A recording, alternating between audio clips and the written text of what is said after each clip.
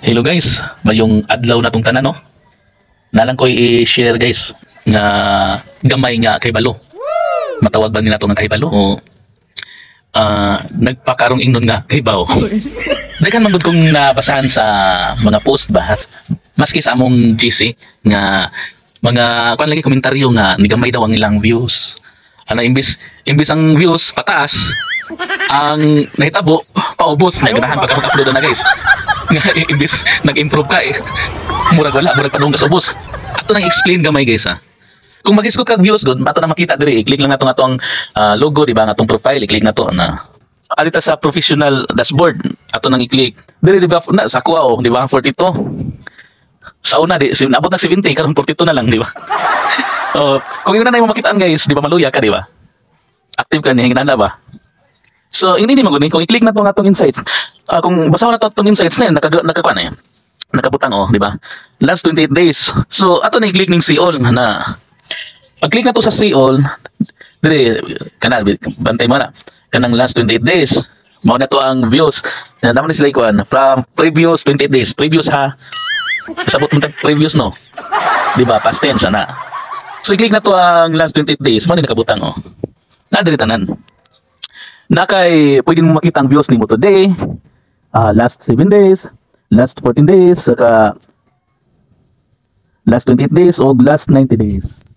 Kung i-click na to ang atong view today, abot lang ako i-click guys, sana baka views ka madlaw.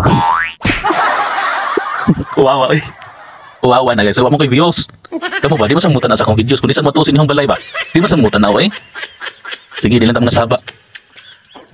Sa to say guys, wala tayo views. So there is last 7 days. Ato ning tuplokon ang last 7 days na may gani kay natay views. Natay 10,000 views. Manay views na to ha sa last 7 days. Dito sa last 14 days. Do kasi mana ni ha. At least 25 di dako gamay kay ganin na. 10 naman to. Di uminto og 5k. May na lang.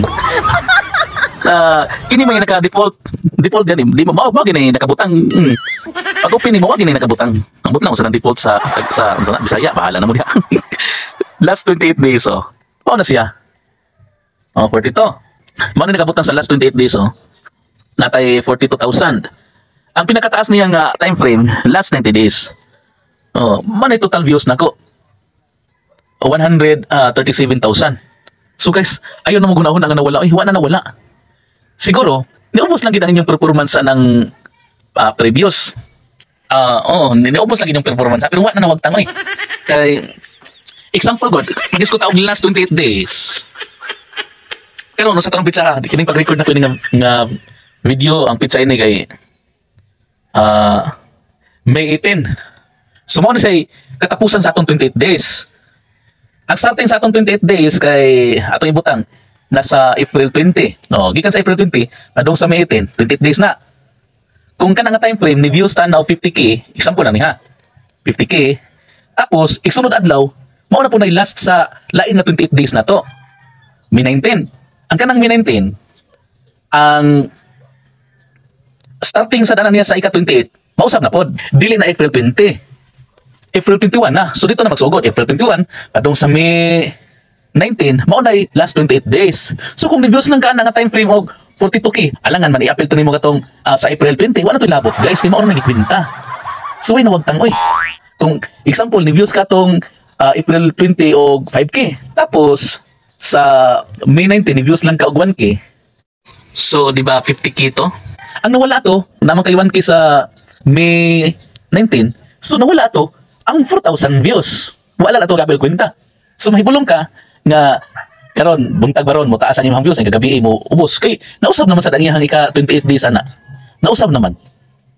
Kung karong buntag nausab naman siya. Kung nag-views ka karon og 50k, nya mausab na sa diyang ika 28 days.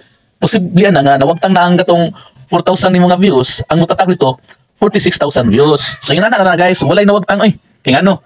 Kay balo ba yata nga lisod kay pangitaon ko wa ginawala. Yun na guys.